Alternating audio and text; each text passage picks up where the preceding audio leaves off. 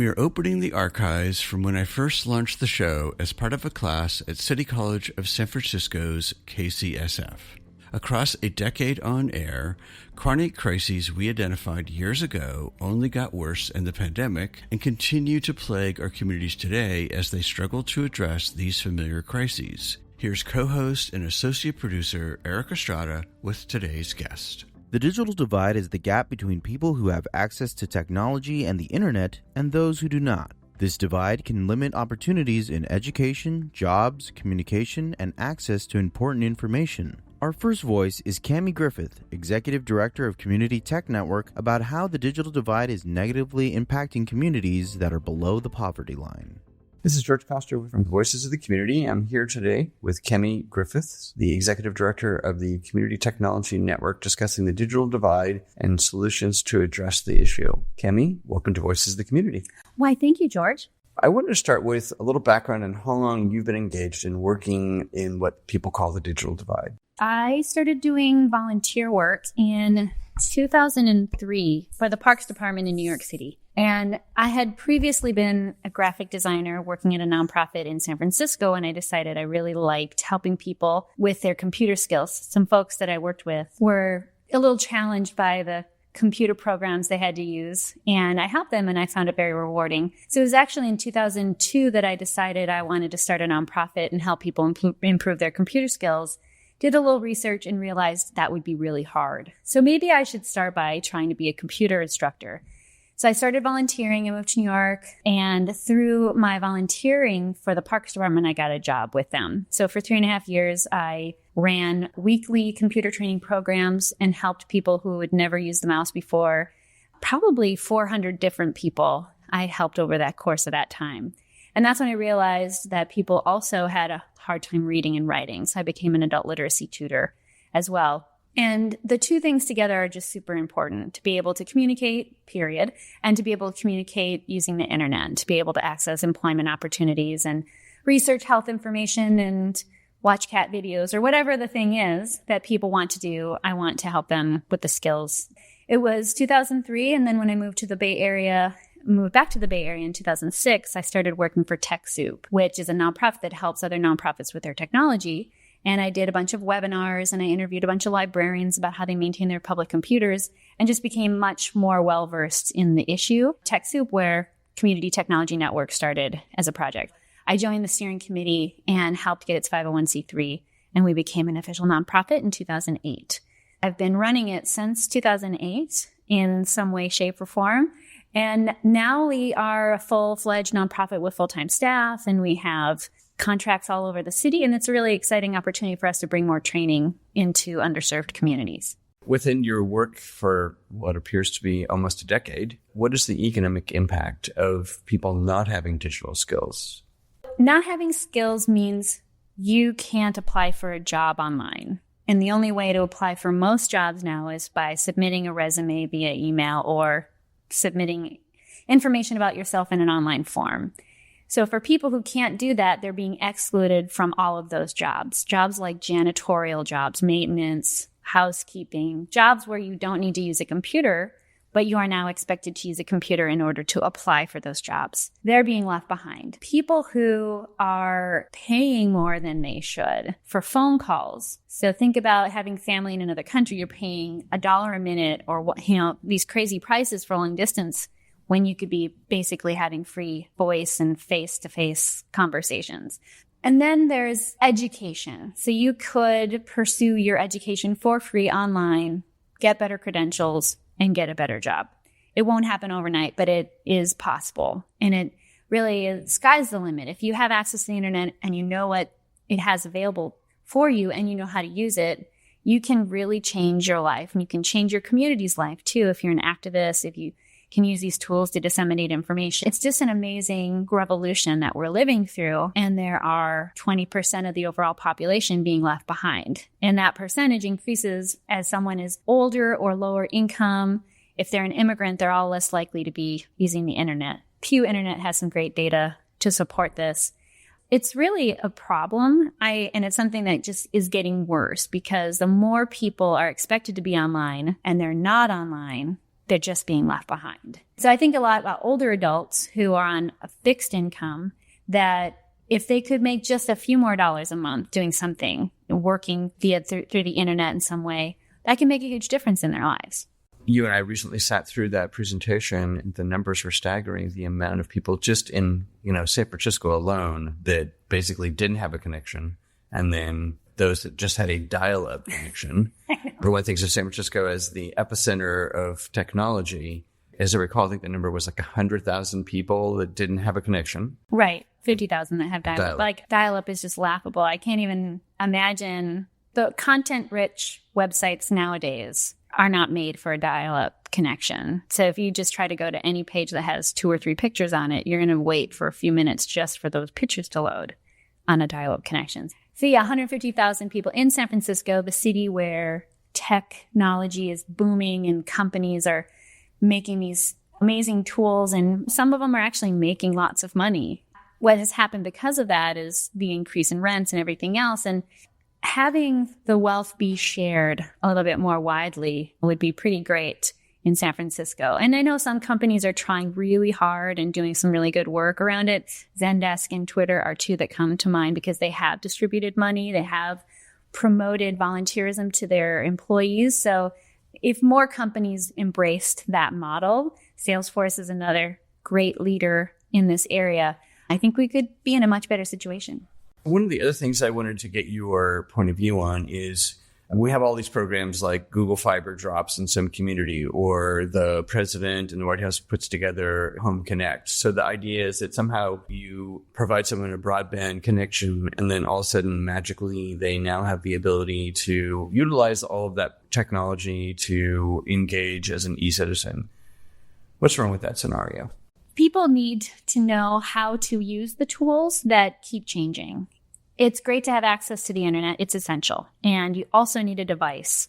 So a laptop, a tablet, a phone, whatever, that is suitable to the needs that you have. So if you're looking for a job, you do really need a laptop or a keyboard.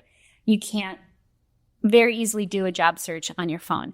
But regardless of that, people who aren't online currently don't necessarily know how to engage online. They might know how to do Facebook. They might know how to do email. They may not have email etiquette. So you'll get an email in all caps or being yelled at through your email. You don't know what you don't know. So people simply don't know what's available to them and how they could benefit from all these awesome tools that are changing people's lives. And so I think from my perspective, we need to both raise awareness of what's out there, entice people to come out and get training, or do something to gain the skills, not master the tool, because I don't think any of us master them, but to use them competently and independently and safely. And those things don't just happen. Like, I wish they could. Like, put your tablet under your pillow at night and you wake up in the morning and be like, ooh, I now know how to do an extensive Google search. That doesn't happen. And I think we're all learning. I'm constantly learning new things. I have to, for my job and for my family. I learn new things from my husband and from my son, who's 3. If he breaks something, he bought a 99-cent book on our Kindle last year, and he's only 3. So we're constantly learning, and I think of it as being a lifelong learner and learning to learn online and figuring out, like, wow, there's all these amazing TED Talks, or YouTube is full of interesting how-to videos. My husband has replaced our headlights on our car. He fixed our flat screen television when it stopped working because of YouTube. And all these resources are really quite remarkable. And yet a certain population of people who are either they miss the internet generation, they don't have enough money to afford it, they're being left behind. The skills are essential. You can't just put the internet out there and expect people to be like, yay, now I'm connected, because it doesn't really work that way. We're sitting in Raphael House. It's one of your partners. Perhaps you can walk us through what kind of a program the Community Technology Network provides for a partner like Raphael House.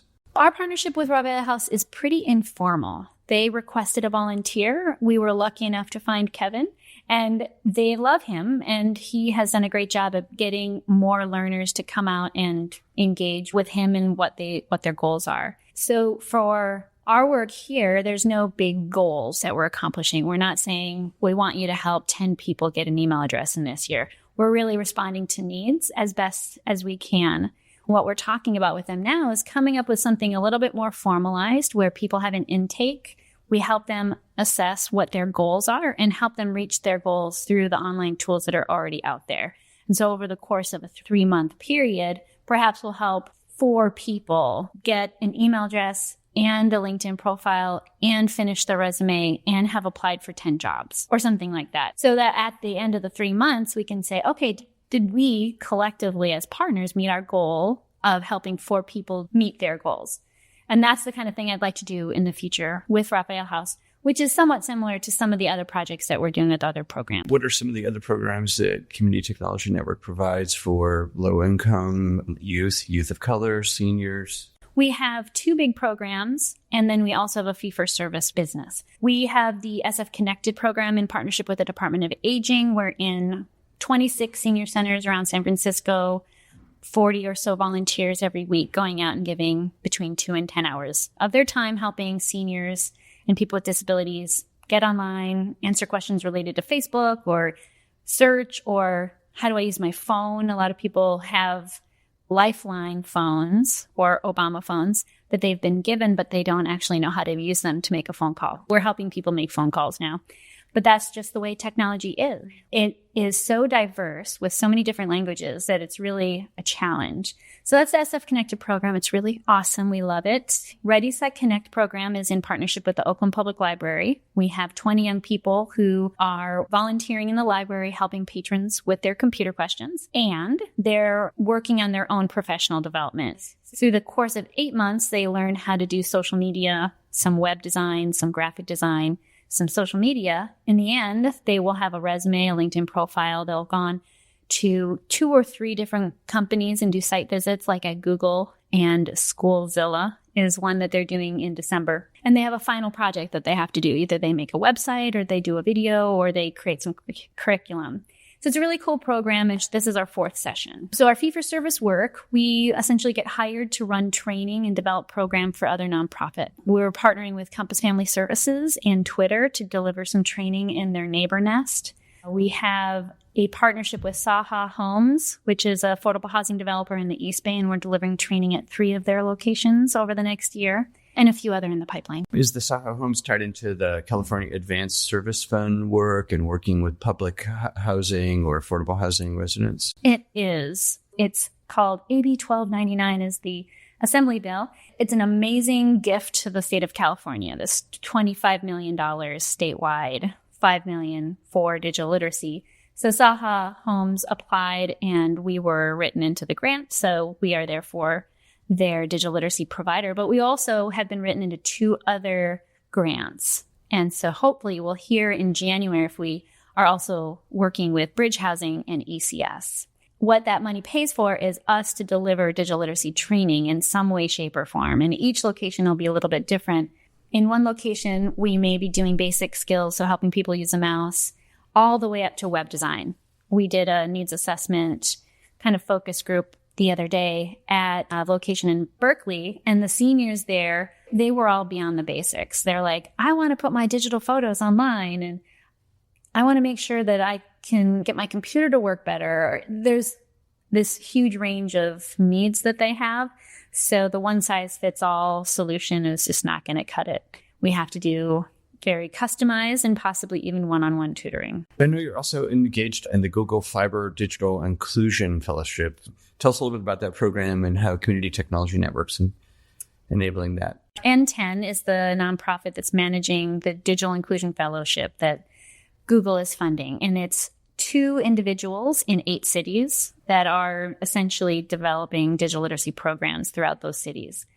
We were involved in the initial training in Mountain View back in July. I delivered a webinar for them just last month on how to do outreach and raise awareness about your digital inclusion program. So that's the extent of our involvement, but I'm a big fan. I think the idea is really, really great. Thankful that Google is putting the money out there to make this happen because we need more leaders doing this kind of work in their communities all across the country.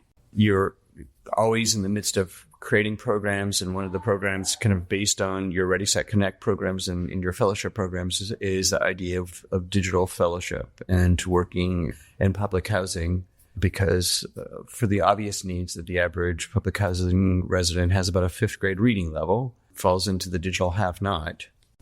The Digital Fellows program is an idea that, if we can get it funded, would find roughly 2 people who live in or around a housing development to be the computer center coordinator / trainer.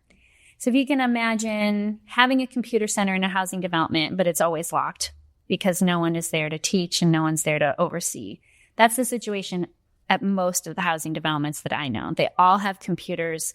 They might be really old, or they might be new, but they still can't keep the doors open because they have nobody there to oversee the computer center. And we get calls all the time wanting volunteers. Nobody has money. So getting an investment in a program that will build the capacity of residents who live in the community to both improve their skills and share their skills with the community is just a great idea, especially when there's computer centers sitting there waiting for something to happen.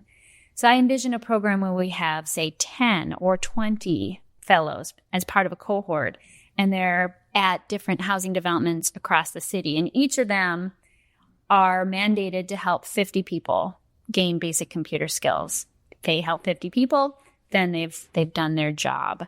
What that would look like is that those 50 people know how to use the internet independently. They could go to the library and log in and send an email if they wanted to. They would be able to access information independently and safely. Think of the community that's built when you have a computer center that's active and vibrant with actual programming that happens that meets the needs of the residents. And it's possible, but it takes coordination, it takes leadership, and it takes money. I would see these fellows being part of a 12-month program, getting a monthly stipend. Similar to Ready, Set, Connect, they would get site visits at companies. They would even maybe get a mentor from a local company. Because at the end of it, I would see them having gained incredible technology skills, because when you teach someone how to do something, you learn it much better yourself. Having started as a volunteer teaching computers, I learned how to use the computer better because I was a teacher. So helping people grow their skills, helping the community grow their skills with the goal of helping people connect at home to the internet. Because if you have a child or if you have children, they need the internet in their homes to do their homework. If you're a job seeker, you need the internet in order to do your job search. If you're an older adult, you need the internet to stay connected to family and to end isolation. So all these different populations benefit by having the internet in their homes, but they're not going to get the internet in their homes if they don't know how to use it and they don't see how it's relevant.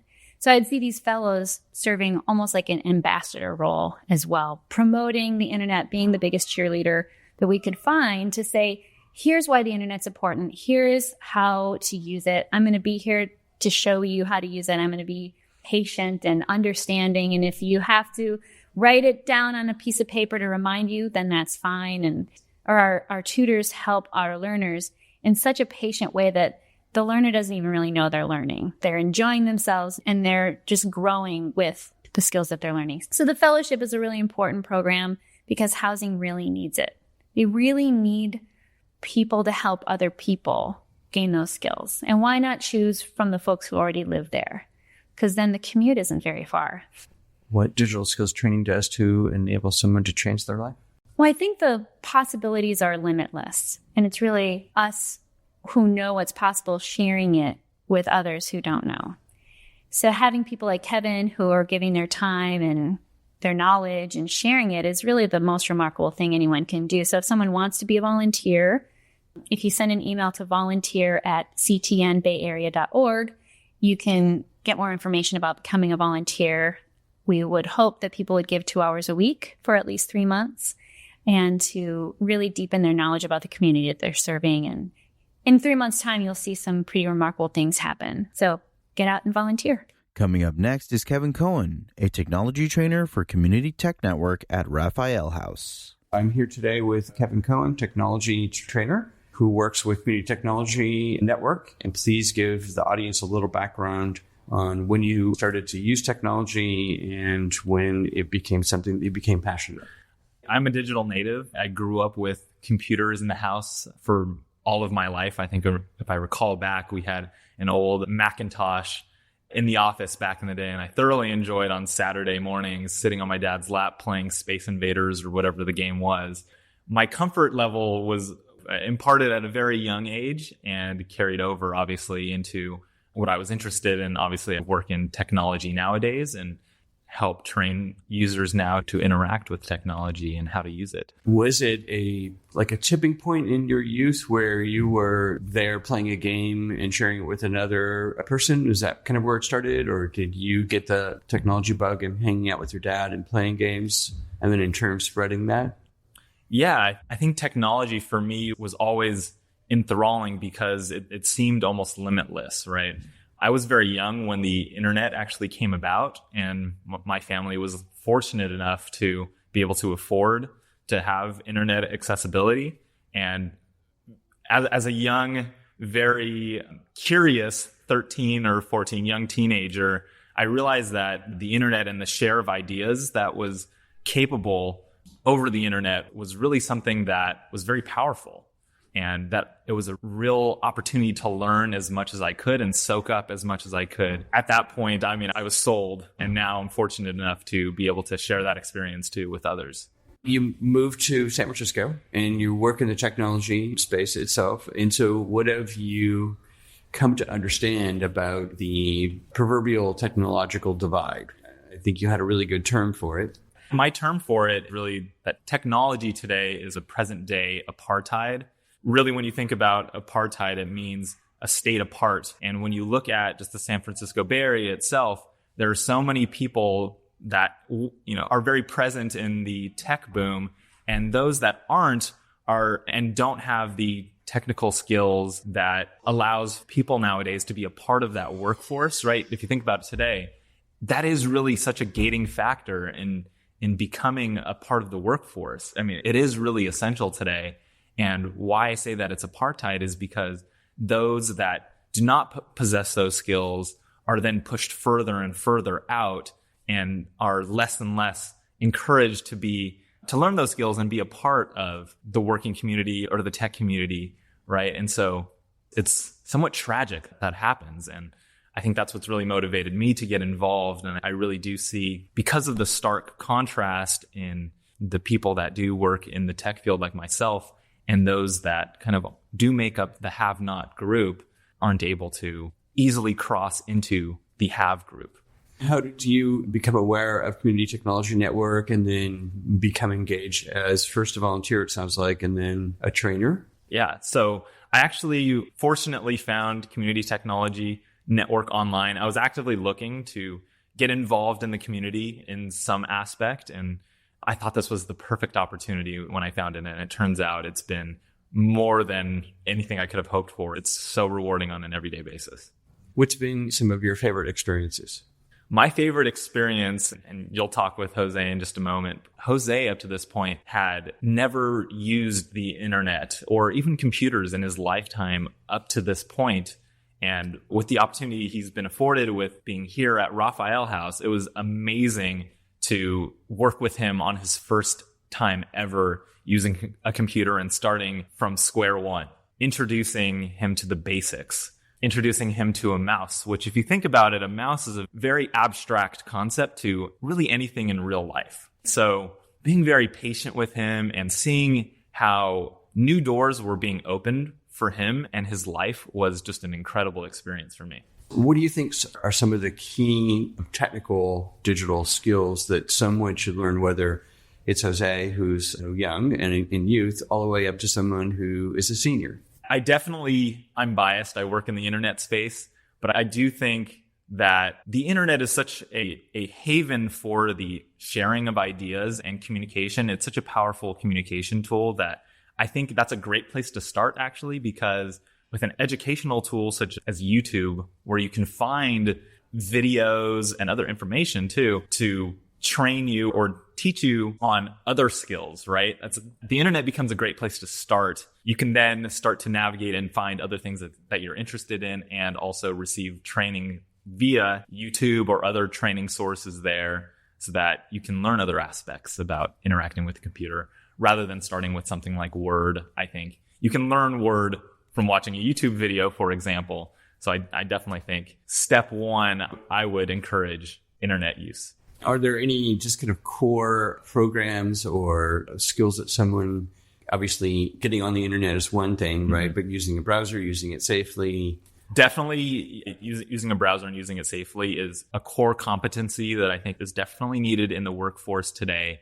Email, Cami was talking about it. Email is really important nowadays because that has really become one of the primary communication mechanisms with which we operate by today.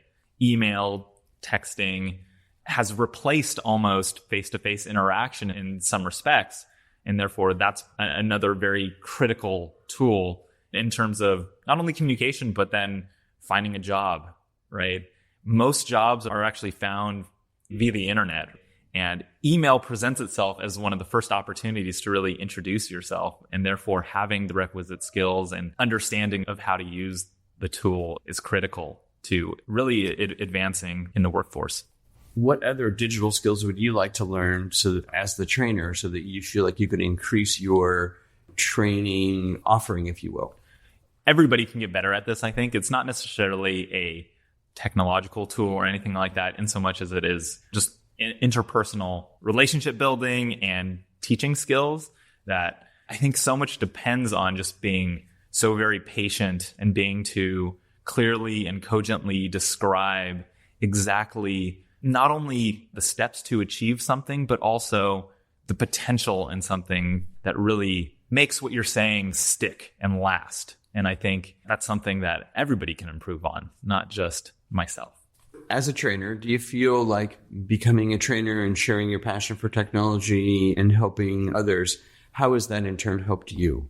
There's no doubt that it's helped me, not only from a professional standpoint. What's interesting is I work in product management, and product management is not necessarily well understood, but it marries kind of the concepts of business, design, and engineering. And what's kind of afforded me a really interesting concept is that I work with users that interact with different design. And because they don't have experience with it, you can really understand how interaction design makes a ton of difference, right, in usability and interaction when you think about it. So from a professional standpoint, that's really kind of afforded me an interesting opportunity to really see that, right?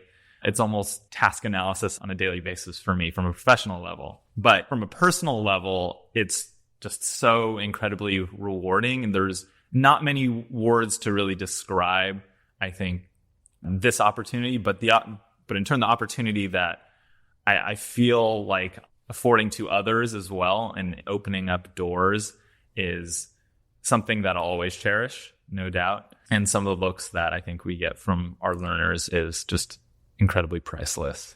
I'm getting a little emotional right now and talking about it, but it's something I'm very passionate about, and I wouldn't have it any other way. What's missing? I mean, obviously, you're here. We've heard Cami and the Community Technology Network only has so much money. She's trying to get funding. There is this digital apartheid that you've talked about. What would you like to see happen in a city like San Francisco? I think especially in the San Francisco Bay Area, in the tech boom and the tech bubble that we live in, right? It's very easy to focus on those skills that are cherished, right, and valued in our community, which is a technical savviness, right? And as a result of kind of the valuation of those skills, those that do not possess those skills are, again, pushed out and silenced in a way. So if we can recognize that and point that out and be vocal about it, it'll draw that much more attention to it. And I think that's what's missing, right? It's the folks that are kind of pushed away into silence that then become invisible. And we need to pull them out of that, right? With encouragement, with patience, with the desire to make a difference, right? If we can do that, then I think we'll see change start to happen. Coming up next, we feature the voice of Jose Mutan, a recipient of Community Tech Network's Basic Tech Training Workshops at Raphael House. This is George Castor from Voices of the Community, and I'm here with Jose Mutan. Jose, welcome to Voices of the Community. Thank you. I want to start out with a little background on when you first started using technology and what was your experience? Well, I actually started this year coming to Raphael House. So Kevin is actually the first person that's actually took the time to help me out with it. And I've never worked a computer. So yeah, Kevin opened my eyes to this. Was it because you didn't have access to the computer, or you were afraid of the technology, or, had some negative experience that made you shy away from using it? Well, and the reason why I haven't actually got into technology, first of all, I'm a recovering alcoholic. And I started drinking at the age of 10, 11. And I come from an abusive home. And so that was my escape. And a lot of things I didn't learn. And then I'm 5 years clean and sober. And so I said, now it's a new start. Came here. Raphael gave me the opportunity to learn a lot of more things. And Kevin was the person that helped me with this. And it's about time. I held it back because due to my drinking. Did you come to a realization that you needed to, what made you come, obviously you've got sober and clean. Was there at some point along that pathway that you realized, wow, I really need to figure out how to engage in technology? What was it that happened that perhaps was a trigger? People have told me to get on board. And I guess, I wasn't really caring about it. In the state of mind that I was in when I was drinking, I really didn't care much what was going on in my life. But now that I'm sober and a brand new life for me, it's like, hey, let me catch up. Let me get with the rest of the world and see what's going on and learn about this technology. And so he opened my eyes to this, and, I'm learning. I'm seeing what is out there. It's helped me a lot. And you came to know Kevin through the Raphael House experience. Let's spend a few moments on how you found Raphael House. What's been your experience here? Because it sounds like it's also been instrumental in helping you reinvent your life. I came to Raphael House because I've heard a lot about it. And I'm a single father. I have 2 teenage daughters, and we became homeless this year. And this was a place that came to my life, and I came and got this opportunity to be part of it and come here, and they have helped me a lot. It's an incredible place. I've been learning a lot. There's so many resources and so much to help you get work if you need that, and just like the computers, classes, and so many different things that you got to offer here. It's a great place. You came into Raphael House. You started on the pathway of digital skills learning. Are there some experiences that you've struggled with? Yeah, well, it's like, actually, I'm starting from the beginning. I had no idea how to even turn on a computer. I had to learn right from the beginning. And now it's like they're telling me, hey, there's a whole world out there with this. And I've been learning, yes, a lot. And he's right. And I'm just learning every chance I get, the opportunity to come to this class. And we have it every Thursday. What have been some of your favorite experiences or favorite kind of aha moments that you've discovered in learning how to use technology? Everything about it. I had no idea what it was like, but it was Kevin. It's like an ocean out there. There's so much to learn. It's so big. So because it's a lot, I've learned. Finally, sent my first email and received. Learned how to do that, and just even exploring so many different things I can't even think. In that short period of time, I've learned so much. He's taught me a lot in such a short period of time. Has the use of technology or learning how to use technology made it easier for you to access services? Obviously, you're here. It sounds like you and your family are at least stabilized in Raphael House. Yes, it's helped me also how even to look for a permanent place to stay and look for housing. Something that's easier now, learning through computers. I've explored that, and I've learned how to look at different websites for housing for myself and my kids. And then job search or any social services, et cetera. Everything. Yeah, that's everything you can even imagine. I had no idea that I was losing all these years, and I'm really grateful for learning after all these years. Are there goals that you've set for yourself? I mean, is there something that you would like to do through your technology skills training? I'd like to continue learning. I know it's like I just had a little bit of taste of learning, but I'd really like to continue and learn more about it because I know not knowing this has kept me at a certain level in my life. I'd like to grow. And I know computers would help me get to a higher level of learning and even in life in general. Is there anything that you feel that you can't do now that you've at least created this foundation for knowing how to use technology? No, I mean, there's so many opportunities that it has helped me. And I think by even learning this, there's going to be so much more I can do by even learning this. It's something I had no idea what I was missing, and I know I could do so much more in life with learning computers.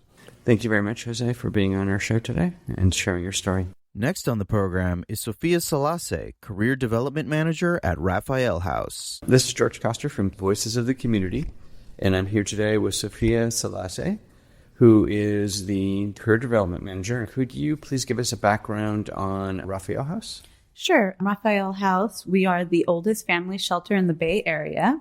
We're also the largest family shelter in San Francisco. We serve families in our residential program as well as in our bridge program. So once families are stably housed, we still provide the wraparound holistic services that they were able to receive while living at Raphael House. We also have a rental subsidy program and housing assistance fund program that can bring in community referrals. How did Raphael House engage working with Community Technology Network?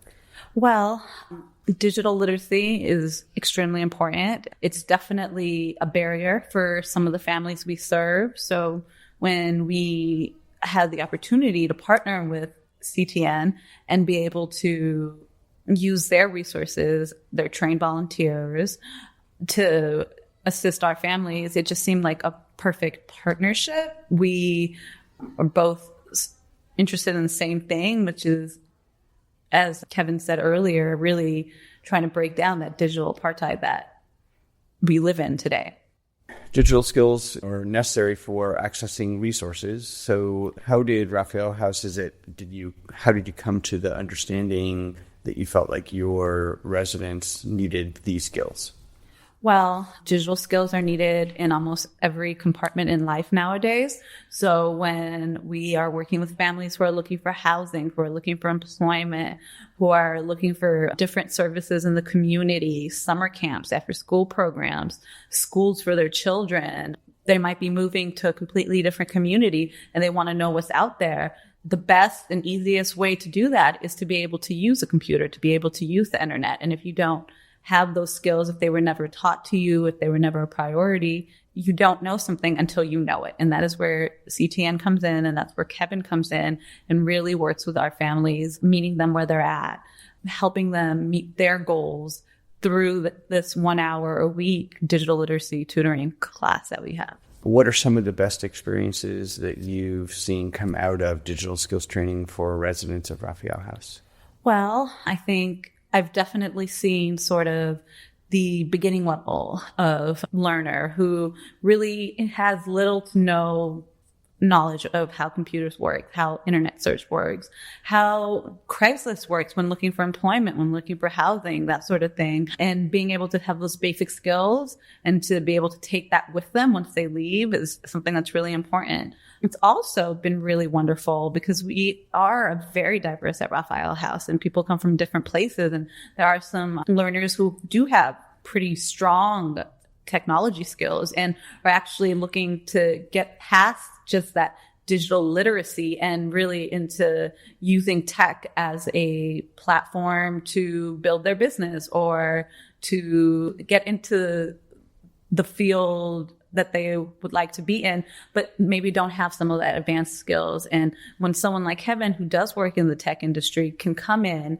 and share his knowledge, his background with these more intermediate or advanced learners, it really opens up another world for them as well. And really, the internet is just a great way to connect. And homelessness, family homelessness can create feelings of isolation and separation from maybe friends or family members or just other connections. And being able to use the internet to be able to reconnect, it provides a sense of safety, a sense of stability, a sense of empowerment to be able to have a little bit of what you had before you found yourself experiencing homelessness. So being able to use technology to connect, that's huge. Have you seen that the use of technology by the residents at Raphael House have enabled those residents to actually, secure long-term housing, for example, or jobs or social services? Absolutely. Housing search and employment search is largely online. Yes, you can do some on the ground work, and that's great. But if you don't utilize the internet for both of those items, to look for housing, to look for employment, you really will not get anywhere. It is an absolute necessity to be able to become stable, essentially, is to know how to use the internet, because housing searches and employment searches are done online. Raphael House has a little digital skills training room, right? And all technology costs a lot of money. If a listener was interested in helping Raphael House out, how would they do that? They can certainly contact me. We would love to partner with anybody who'd be interested in collaborating with Raphael House on technology. You can reach me at 415-345-7236, and I'd love to get connected. Lastly, we're joined by Carla Mays, an advisor and strategist from Mays Civic Innovation. This is George Koster from Voices of the Community. I'm here with Carla Mays from Mays Civic Innovation. Carla's an advisor and strategist in the civic innovation space. Technology appears to be something that you really have a passion for. Yes. How do you see technology improving, empowering the economic benefits of some would call the digital have-nots? I really am a fan of Project Fi of Google. It gets rid of the credit. When you're trying to get non-predatory smartphone service, which is not only your talk capability, your text, but really it's the data. Because most people that are marginalized are using their phone for the internet. Being able to use Project Fi, you have the handset, which is different. So if we're able to work with getting that the Nexus 6P phone, get that paid for. And then folks can manage how much data they use. And so it starts off with $20 and you get 2-3 gigs of data, and then you $10 on top of that. And then how much data that if you don't use it, it actually goes back and rolls over to the next month. But there's not a barrier of the credit check. So and it deals with open Wi-Fi networks, and it runs on the Sprint and T-Mobile networks. And I think it's a real option to really close that smartphone divide and the digital divide. The other thing is we need a center that really responds to all of these micro products. Right now you have to go to Mission for some of them. You have to go to San Jose for some of them. You have to go figure out where they are. I was very fortunate in the Capital One Hackathon to work with a team where we developed how to manage all of this paper. Because right now, when you go in and you originate one of these small loans, you get a myriad of paper. And sometimes you're doing well, right? You have a small job where you're working, and then the contract might end, or something might happen, and then you forget about how much money you've actually banked, and then you're going to come back to that, and everybody else has forgotten, or that nonprofit's not around, or something. And so looking at how do we build solutions, and then how do we build solution centers so that the unbanked and folks that are marginalized are able to fix their credit, get financial services like we're here in the financial district. You can walk into a branch and get person-to-person services, right? Shouldn't you be able to get that if you're a person that, is unbanked and things? You need that. First and foremost, being able to have a smartphone, yes, right, as a basic device that yes. allows them to interact with the digital economy with e-citizenship, right? Yes. Then the second is you've identified that what is unbanked, and we'll talk about that in a second, but sure. Take someone who, a citizen in the Bayview or the Fillmore or a low-income community. Or you're in startups and you're running your burn rate is really bad and you burned out all of your money. Right. So, it goes for everybody. It's kind of an equal opportunity thing. It's true. That is an equal opportunity predator. So what you were talking about is financial services for the financial disenfranchised, right? And yes. being able to enable someone who doesn't have a relationship with the bank or doesn't have the ability to have a relationship with the bank to come into one of your centers yes. and secure a relationship with the bank. Exactly. And what we're doing is the financial access. You shouldn't feel bad. We've gone through really bad years here recently in the last decade, and people have had to rebuild everything from being foreclosed on to having to move, being kicked out of their places, losing their businesses, losing everything. And then there's people who have not been able to get back on that horse, even though the economy is robust right now. And in particularly a place like San Francisco, where there's kind of an idea that everybody's equal and that everyone's doing well and the economy's doing well. And that's just not true. If you never were online and you were already having problems, then think about how the downturn treated some folks. It was even more so. And then we have programs that are for low income, but they become poverty traps. And those poverty traps become, even though we see people that are like, oh, their housing's fine, they're in an SRO or whatever, or they're in some kind of below market rate apartment or whatever, they're stuck. And they need to have something where they can work with someone and really feel that they're getting real good customer service and that they're being heard and that their issues are validated. And it shouldn't be they're treated like a child or they're getting second-rate financial services. A cornerstone to any economic mobility is skills training. So can you describe a little bit about how your team and your center would provide skills trainings and what kind of skills training? We need to stop talking about what the skills are. There's all of us that have been around this. There's plenty of people of color in these communities that are more than educated, more than their counterparts in some of these organizations. What I'm doing is looking to enable, because what it is, you can graduate like I did from San Francisco State, and there was not a good onboarding to even work in a tech company or do any of this work. Like I said, I recently went back to Cal and I saw the differences between the Alumni Association and what was there. And so my job when I work with different folks as we're thinking about this, we're thinking about how do we onboard to what exists. But it's not building the next accelerator. It's not doing the next training program. It's taking those folks that really haven't had the financial means to be able to onboard to what's next. They can't do the constant conferences like most of us are going to conference after conference, right? We're networking. We're learning more skills because this economy is demanding of us to be at a conference or a symposium. It's meeting the right people, right? And getting those right connections. So our center what we're thinking of is, what do you need?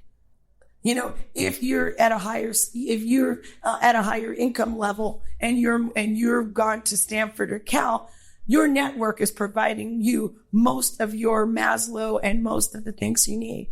So we're looking at how can the center start with the basic things of access to the basic capital that you're going to need to be a part of this economy and to be able to onboard you to non-predatory capital, non-predatory digital services. I am my business here. I'm here because the fact that there are programs. We need to do a better job at getting people wired, and we need to stop making the assumption that everybody is. So these programs are all digital. And the reason why we're saying we need a physical capital access center and digital access is because you do have to get one-to-one. You say one-to-one meaning? I mean, like we're sitting here having this conversation. One-to-one conversation. Yes. You're not going to disclose a lot of your personal info when you don't have a good phone or when you don't have access to the internet. What are you supposed to do? Go to the library, put your personal information on the library computer. And then, then you're supposed to respond right back. And then you can't be married to your library. No. And we did a lot of silly things with the library in the 90s and early 2000s. We put restrictions on people using library computers. I didn't have access to the internet when I first got here. And I could go to any library and we didn't have timers. So we in the dorms even, we would sit in the computer lab for 20 hours or whatever. And we had a group of people, and that's how we had developed community around that. You would call it co-working today, but we've done things that when I say civic innovation, we really have to look at what barriers to entry are there for folks to access these internet, to access capital. Things we take for granted every day, we have to really pick that apart so that we can actually create that equity for everyone in San Francisco and around the world. Before we close, let's recognize today's voices. Cami Griffith, Executive Director of Community Tech Network, spoke about how the digital divide has negatively impacted communities that are below the poverty line. Kevin Cohen, a technology trainer at Community Tech Network in partnership with Raphael House, spoke about how he was able to provide basic tech training to underserved community members. Jose Mutan, a recipient of Community Tech Network's basic tech training workshops at Raphael House, showed how bridging the digital divide can have a positive impact on someone's life and not only make their life better, but their families as well. Sophia Selasse, a career development manager at Raphael House, spoke on how digital skills training creates opportunities for underserved communities when looking for employment, housing, and other social services. And Carla Mays, an advisor and strategist for Mays Civic Innovation, spoke about how collaboration with tech companies can help bridge the digital divide and how her organization is bridging online financial access to low-income community members. We produced this archive highlight series to give you context, to show that crises we face today aren't new, and neither are the solutions. If you want to go deeper, visit voicesofthecommunity.com and click on the archive series where you'll find full bios for every guest, links to every original episode, and resources from the organizations doing this work on the ground. You can learn more about Community Tech Network in episode 15 and Raphael House in episode 69 of our COVID-19 special series. And if this show gave you something, put a value on it. Your donation directly funds the next series. Go to voicesofthecommunity.com and click on the donate button to support our work. Now back to George Coster to wrap up our episode. These shows are only possible because of our dedicated team. Associate producer Eric Estrada for his co-hosting and technical wizardry, and designer Casey Nance of Citron Studios for making the show look exceptional. A special thanks to Dr. Cecil Hale for supporting Voices of the Community at KCSF, and to broadcast partners KSFP, LPFM 102.5 FM in San Francisco, and KPCA LPFM 103.3 FM in Petaluma, and of course to KCSF that you can stream on TuneIn for amplifying these voices. I'm George Coster in San Francisco, and join us for our next episode as we continue lifting the voices that shape and strengthen our communities. Thank you for listening, supporting, and sharing. Until then, remember, your voice matters.